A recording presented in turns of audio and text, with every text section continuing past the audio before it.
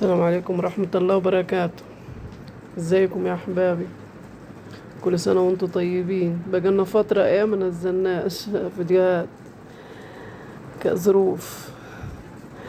هنا عملت بصلتين كده، خلطتهم او فلفل اسود وملح، وبقيت اقلب كده اهوات لحد ما البصل يدبل كده شوية. وكزبرة، حطيت كزبرة كده تدي نكهة حلوة برضه. وفضلت اشوح كده، افضل اشوح كده لحد ما اقلب كده لحد ما البصلة تدبل خالص كده. هنا انا كنت عاملة خلطة الفراخ كده، يعني متبلاها مع طماطميتين وبصلتين وفصين توم وتوابل فراخ وفلفل اسود، بس كان المفروض يتضرب معاها بس ما كانش عندي، ما بعدت جبت ورحت حطاهم في الخلطة.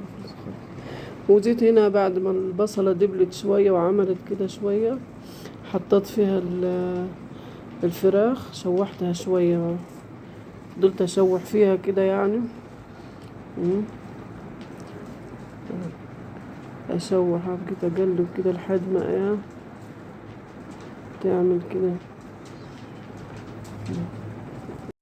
اديها صدمة كده، تاخد صدمة كده اهو، وافضل اقلب فيها لحد ما تدخل على الطيبان كده، وقرن فلفل اخضر معاه بيدي نكهة حلوة للاكل.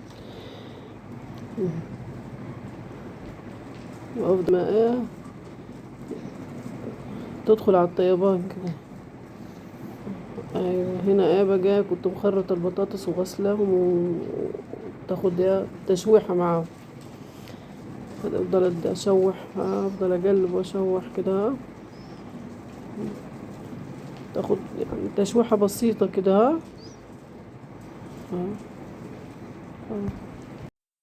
بعد كده برضه كنا مجهزة الطماطم برضه، ارمي فيها الطماطم، ودي الطماطم مخرطاها طرنشات كده، وارميها فيها كده شوية. افضل اقلب لحد ما الطماطم برضه تدبل كده شوية، وياخدوا صدمة كده مع بعض كده، كل الخضار ده كده. والتتبيلة اللي زايدة من الفراخ اللي كنت متبلاها كبها فيها كده، بس اكبها زايدين كده شوية، كبهم عليه، بتدي طعم حلو خالص. وبعد كده اروح مدخلاها في الفرن، اسيبها كده شوية من فوق، اغطيها كده واسيبها شوية كده تطيب شوية، وبعد كده اروح مدخلها الفرن. هنا قلنا نعمل جنبها شوية رز بشعرية كده. احمر الشعرية كده، اتحمر واحط فيها الرز. هنا حطيتها في الفرن بعد ما طابت شوية من فوق، حطيتها في الفرن. هنا قلت اعمل شوية رز بشعرية جنبيها كده. الواحد يمشي نفسه بأي حاجة، الحمد لله.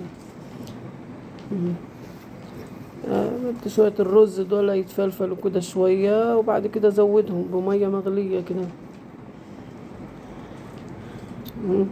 وافضل اقلب لحد ما يتفلفلوا كده، واروح مزودهم بمية سخنة مغلية،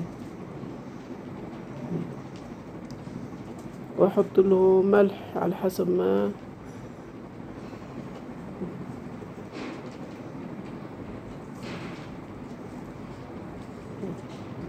الشعرية محروقة، اتحرقت واحدة بس، واغطيه واسيب، ومعلقة ملح كده بالبركة.